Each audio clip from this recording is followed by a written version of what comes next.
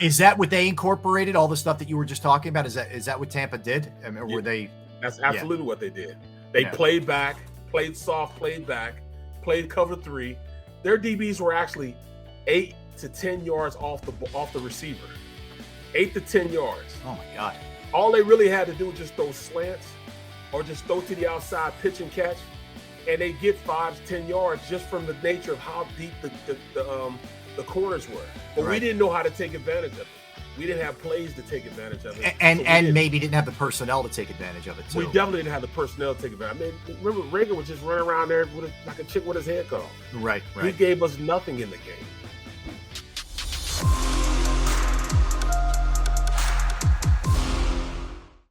Barrett Brooks, Derek Gunn, Rob Ellis on this Tuesday. All right, we continue the Eagle and football discussion, guys, as we're 2 weeks away now from Eagles training camp, and a very anticipated season, that's for sure. I mean, when you think about this, you had a team that unexpectedly made the playoffs last year with a first-year head coach where I mean, I think most of us would have – I had them at 7 wins last year, and they were 2 games ahead of schedule. They started off 2-5 and still finished 9-7, or 9-8, excuse me, and made the playoffs. Last year kind of was one of those, like, let's feel it out. Let's see what the coach looks like. Let's see what the coordinators, Jalen Hurts naturally, all those kind of things.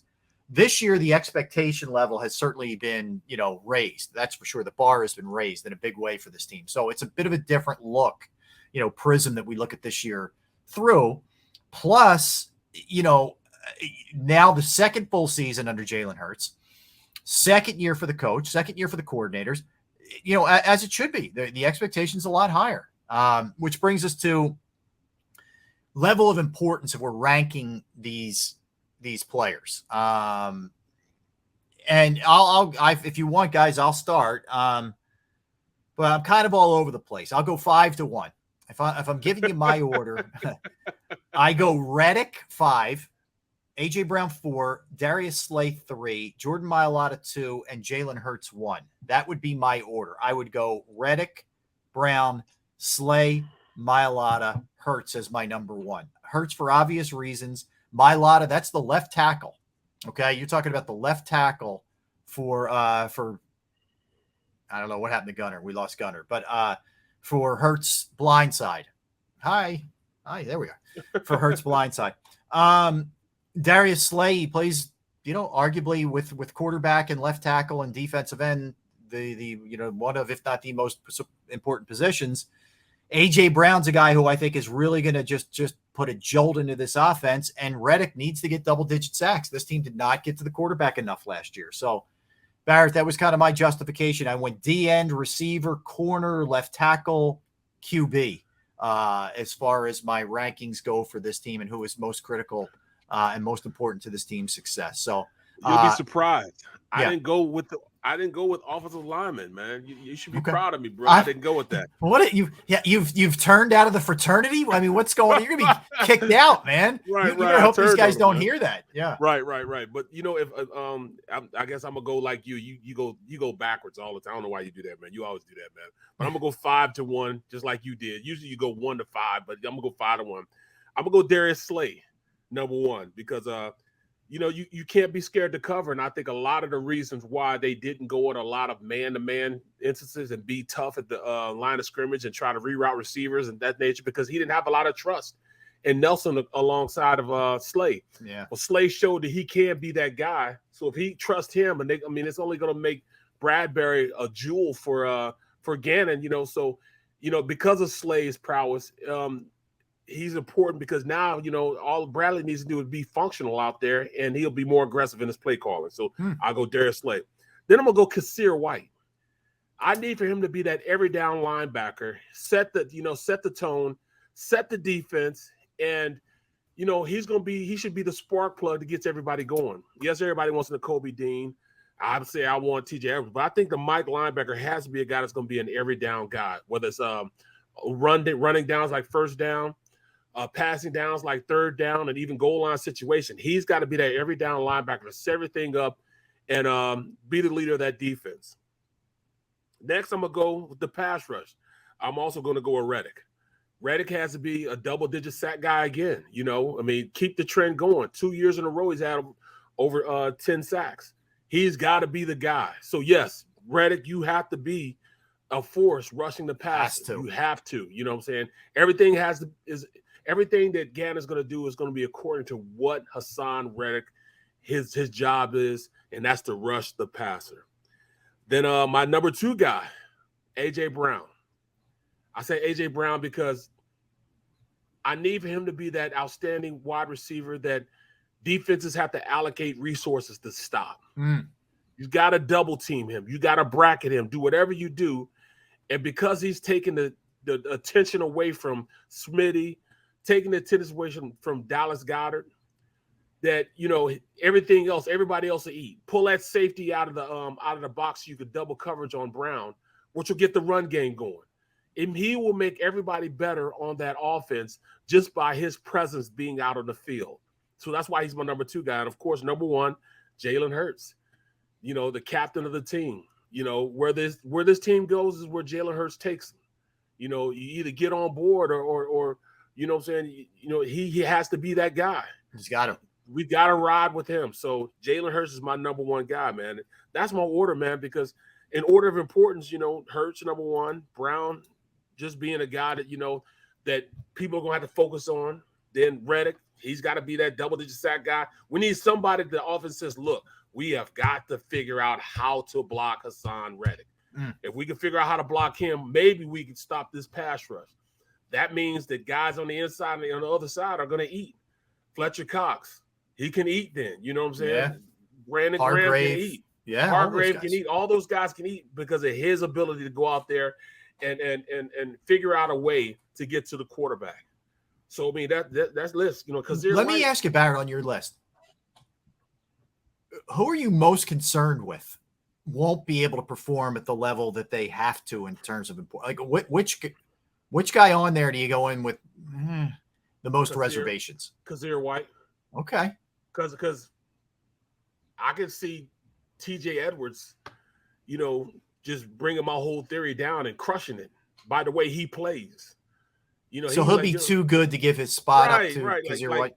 Like no, you're not gonna take what I've handled for half of last year going into this year. This is my spot. You know what I'm saying? You say that I'm not fast enough, but here I am on 3rd down, covering tight ends, covering running backs, being inside, coming downhill, going downhill, hitting running backs on running downs. This is my domain. Give it to me. I don't care that you brought in a Nakobe Dean. I don't care if you brought in Kazir White. I am the man here. Give me my just due. This is my defense. Let me alone. Let me play. I'm showing you. I need for him to be that guy. But Kazir White, he's got to be that guy. You know what I'm saying? Because, I mean, he can do all that stuff. And I think it's going to be a great, great battle of those two, seeing who's going to be the Mike linebacker and the every down linebacker going into this season. That's interesting. I would say for me, like, I'm not worried about Reddick in that I don't think he has the ability. I'm worried, like I said, that they put him in the right spot. So I'm a little bit worried about Reddick, just the sort of Reddick situation. I don't worry about A.J. Brown. I'm not worried about Slay. I'm not worried about Mailata. I mean, look, we've talked about this a lot. I go in with a very much you need to show me kind of thing with Jalen Hurts. And some of that isn't all on him though, Barrett. Like his coaches need to put him in the best position to succeed. So I think some of that is on them as well. I think it's on Steichen. I think it's on Nick to put this guy in the best position to succeed, because I think the front office has tried. Like, I give Howie credit. I think Howie did a couple things that he really had to do, and one of them being A.J. Brown. But I also think the defense is going to help the offense, because you're going to get the ball in better positions and those kind of things, turnovers and all that. But I really here's what it's going to come down to for me. I know the kind of escapability that AJ had, that Jalen has. I know how much he's going to know the system like the back of his hand. I really just want him to be in advantageous spots, and I want him to be able to show me that he can go through his progressions without taking off to his right, which we saw a lot of last year. Now it worked for him. He ran for a lot of yards, but it was predictable, and teams started to figure it out more as the season went on. I wanted to be able to stay in there and climb the pocket as opposed to just take off and abandon it. Or if you have to go to your left, go to your left. We rarely saw him go left. And I don't know if that's, do you think that's just he's not confident throwing it against his body? Like, why is it that it seems to always be right when he takes off and tucks it? Because you got a Pro Bowler on that right side that he relies on. He plus it's his strong arm. But when you have a guy like, Lane Johnson sitting there, for the most part, that defensive end is probably stymied there. Mm-hmm. And he's just so good of a player that, he just has a little more leeway to quarterbacks by nature fade to their strong side. And that's to the right side because they're strong-handed. But guys like Ben Roethlisberger faded to his left side because he has so much confidence in Marvell Smith being that left tackle and knowing that he was going to have his job done. So he went against the curve and he would always fade to the left side, in his passing. Well, I think it's kind of the same thing with Hurts. He has so much confidence, number one, in his strong side being his right side. But he also has so much confidence in his left tackle that he's going to get the job done. So since he's going to get the job done, I'm going to fade over to that side. So, just to keep from, getting sacked on my side. And I think that's a big thing for him as a quarterback. He has confidence on his Pro Bowl and all pro right tackle to get the job done. So if I do fade over there, I won't have anybody in my face. Yeah. And by the way, just so people know, we're trying to work out some of the some just technical difficulty kinks here with Gunner. So we'll hopefully have him up very shortly. But yeah, I everything you just said, it makes sense. But we also know that league can figure your tendencies out really, really quick, and he's got to change that up, man. Rob, defensive coordinators get paid millions of dollars to stop fads, to stop tendencies, trends. Trends. You look at, the RPOs. They figured out how to stop RPOs in the league. All you do is crash the end, scrape a linebacker to the outside and bring down a safety right there in the hole where you're going to try to throw the slant or the stop route right there. That's how you stop RPOs. It's easy.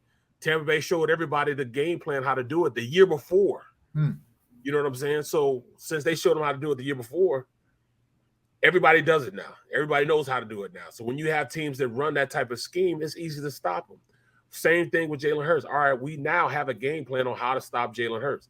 They probably, Dallas, Washington and New York spent so much time researching and going over tape and figuring out his tendencies.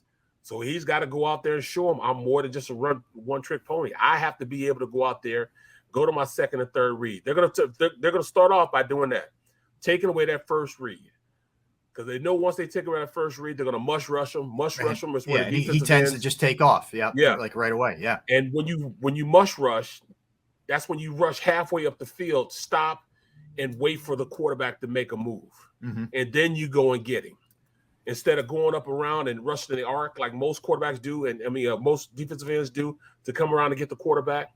They don't do that with him, because when you do that, you create rush lanes. And those quarterbacks that don't have great functional mobility, they'll be sitting right there where they're supposed to be at. Right. Not like Jalen Hurts is not going to do that. No, he's going to take off through those lanes. He can take off in those lanes. So what they'll do is they'll rush halfway up the field and stop, look, and say, all right, you beat me with your arm. We don't feel as though our pass rushers, we don't need to get there. We want you to pass the ball. And we're going to sit here and wait until you start running, and then we're going to read and react off your running. And that's how they're going to try to stop him. Is it, Barrett, are they, like, for example, week 1, I know that the Eagles killed the Lions, but will the Lions, I know you have to have the same personnel too, but will the game plan be similar to what they saw in Tampa, because Tampa so dominated them? Absolutely. Out of the chute? Yeah. Absolutely. I mean, it's a copycat league also. They're going to look at what can they do to get the same results that they had. I mean, it's easy once you look at it. Right. It's real easy. So, I mean, is that what they incorporated, all the stuff that you were just talking about? Is that what Tampa did? I mean, or were they? That's absolutely what they did. They played back, played soft, played back, played cover 3. Their DBs were actually 8 to 10 yards off the receiver. 8 to 10 yards. Oh my God. All they really had to do was just throw slants or just throw to the outside, pitch and catch, and they get 5-10 yards just from the nature of how deep the corners were. But we didn't know how to take advantage of it. We didn't have plays to take advantage of it. And maybe didn't have the personnel to take advantage of it, too. We definitely didn't have the personnel to take advantage. I mean, remember, Rager was just running around there like a chick with his head cut off. Right. He gave us nothing in the game. Smitty, really, he tried. But, it's really hard calling a defense, especially when you have blitzing safeties off the edges. They blitzed the safety off the edge, linebackers off the edge, and slanted that end all day. And that's how they stopped them. You're not going to beat us. We're going to blitz. Look how many times when you watch that playoff game again, watch how they ran the safeties up on the line of scrimmage and scraped the end, blitzed on the outside with the linebacker, and dared them to run a slant on the outside and dared them to run a stop route on the outside. It would have been like pitch and catch for them all day. Yeah. But it's not just Jalen Hurts that didn't see it. The coaching staff didn't see it either. Right. Yeah. You know what I'm saying? Fair. I mean, if you're a coaching staff, look, man, this is you're going to have to throw the ball here. And they, I don't want to hear that, Jalen Hurts said, he couldn't get the ball. No, if you're a coach, you say, stop, this is what we're going to do. We're going to run stop routes on the outside, or we're going to run slant routes because they're playing so far back, they cannot stop that. That's just like going 7-on-7 on the outside. A slant play from the outside from a DB that's playing 10 yards back, that's easy pitch and catch all day long. But you got to do it, though. So if the coaches didn't do it, the head coach didn't see it, the quarterback didn't see it, of course, other defense is going to copy that same thing and do the same thing to him. They're going to dare Jalen Hurts to beat him with the pass. Now it's up to him. Can he go out there and do it? I think he can, but it doesn't matter what I think. Can he do it? Yeah, that's $1 million question. All right, so you discovered this. I thought it was really cool. All from CBS Sports, 2022 all under 25 offensive team, and we'll hit the over as well. But interestingly, no Eagles on this list. Right. So I'll give you some examples, and some of these are fair. I mean, Justin Herbert is the first team on the with the Chargers. Hard to argue that what this guy's done his first 2 years. I mean, he was the NFL Offensive Rookie of the Year in 21, second in passing yards, third in passing touchdowns, et cetera. I mean, the guy was unbelievable. Jonathan Taylor, look, this guy's been a machine. 1,800 yards. I mean, 18 touchdowns. He's been unreal. Jonathan Taylor is. Here comes the name. You ready for the pain? Right. Justin Jefferson. Over 1,600 yards, 108 catches, 10 touchdowns. Could have been an Eagle. Jamar Chase, his former teammate at LSU. How about 81 catches, 1,400 yards, 13 touchdowns in his rookie year, and that connection with Burrow that he has? I guess this one. CeeDee Lamb, 79 catches, 1,100 yards, 6 touchdowns. And he's going to get way more targets now that Amari Cooper's not there. Yes, so, he is. Yes, he is. Fair enough. Kyle Pitts. I didn't realize Pitts had over 1,000 yards last year. I did. I mean, he started coming on late. It was late in the season. Yeah. We were all wrapped up in our Eagles. Then they were sucking at the time. So right. Yeah. 68 catches and over 1,000 yards as a rookie. Pretty good, man, for the local kid. Rashawn Slater, who's a monster offensive tackle for the Chargers. Yeah. Northwestern, 13th overall. Earned an 83.6 PFF grade, ranking him 8th among all tackles in the NFL. That is crazy for a rookie. Yeah. Oof. Oh, man. Elijah Vera Tucker, who we probably don't know a whole lot about. USC. Yeah, USC kid who was a guard for the Jets. 14th overall. Really good pick by them. Not sexy, maybe, but this dude is legit, is really, really good. So he's another one. Creed Humphrey. Again, the guy wanted, you loved him. Yeah. Kansas City. Yep. Center goes to the Chiefs. How about this? Graded out with a 93.1. He was the number 1 center in the NFL last year. Number 1 of all centers. It's his second year too.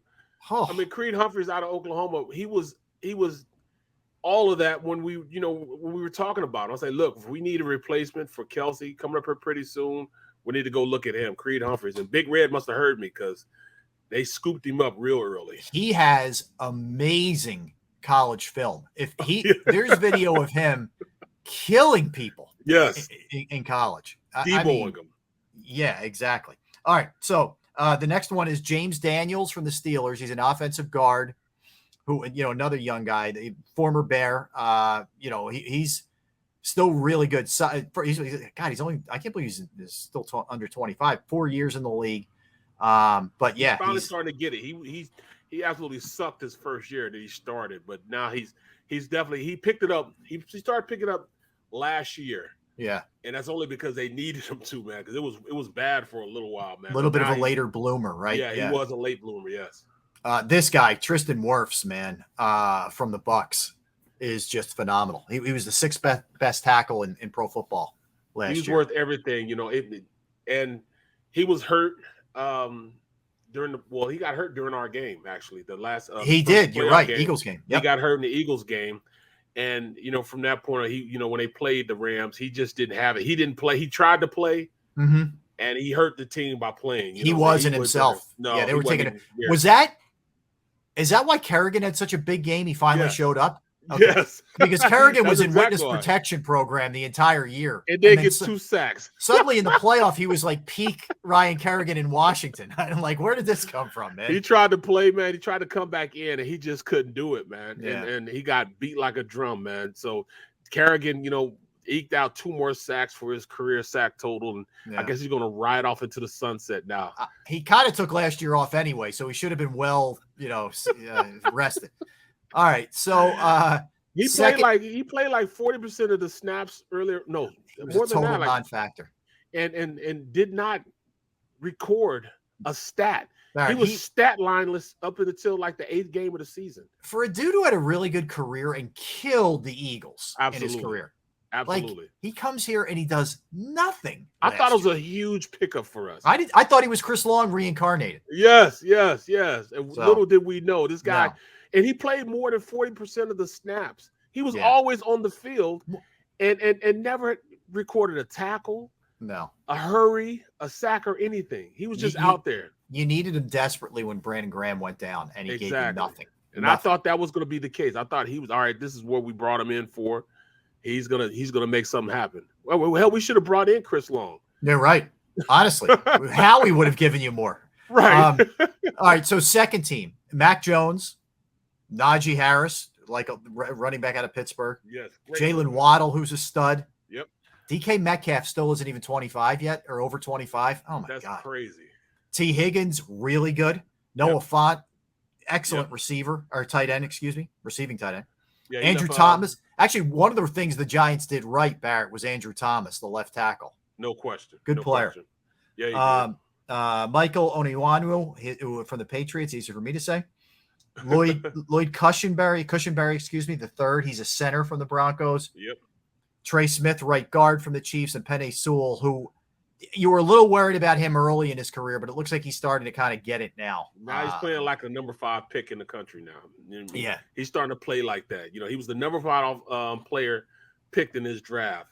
They jumped up to get him. Yeah. And he's just now starting to pay the dividends of being that high of a draft pick. I mean, he dominated at Oregon. I mean, dominated. Oh, you know what I'm saying? You see his workouts, he was just unreal, man. But what's funny on this list, man, I don't see would you let me think about this? Is Mailata 25? Is he 26? Yes, he is. He's 26, I think. All right, so he wouldn't fit in the category. When they made this list, I really thought that that AJ Brown was because he's right. Huh. Where is he at? AJ Brown. I wonder if they just assumed. No, they could have just assumed he was older than he was. No, because he was better than him. I mean, you know what? Now that I think about it, I think he's better than T. Higgins. All right, so I think you could argue Mailata. Yep. AJ Brown. There's really not much else you could argue, honestly. How old is Goddard? He's probably right on the border there. Let me see how old he is. Because, I'm going to guess he's 26, but I very well could be wrong on that one. That's just off the top of my head. Well, he was drafted in 18. Yeah, he probably is, yeah. Let me see. All right, so let's see, Goddard. Goddard Born in 95, yeah. So he's 27. Yeah. Or be 27. Yep. Yeah, so he would fall out of that category. Right. There real honestly, man, yeah, he's 27 already. So there really isn't. Maybe after this year, Landon Dickerson could get some consideration. Right. But I mean, you're right, man. Jordan Mailata's right. He just turned. Yeah, he's 20. He's still 25 or 25. Yeah. So he could have gotten under the radar. Yeah, that's the one. I think that's the one you hang your hat on. AJ Brown and Mailata. I think they're the two. Yeah, for sure. I mean, the rest of them, it's fair. And I got to tell you, in looking at the list, there was nobody I really had a beef with. Like every one of those guys is really good. No, like, when you have DK Metcalf. Yeah, right. I can't believe he's still. Oh God, that's a killer. Yeah, he and AJ Brown came out together. Right, playing on the same team, came out together. Man, that was a good recruring class by Ole Miss. Yeah, great. That's for sure. And that's where they got all that trouble, though. Remember they got all that trouble? They did, but because of their draft. Well, the other thing I want to see is like I want to start doing some investigative reporting on Mississippi's strength and conditioning coach, because the receivers look like they're like offensive linemen. They're the strongest receivers I ever saw coming out of college. Right. These guys are jacked. All right, so when we come back, Barrett, we're going to dive into we're still trying to get Gunner straightened out. We don't know what's going on there, but we're going to look at hot seats. What coaches in both conferences are on the hot seat, and which teams are boom bust potentials the most? The ones that you say, man, if this goes right, or if not. We'll come back. We'll get Gunner with us, and we'll dive into coaching hot seats and boom or bust. Derek Gunn will be joining us when we get back. Barrett Brooks, Rob Ellis. We are Sports Take, JAKIB Sports YouTube Network.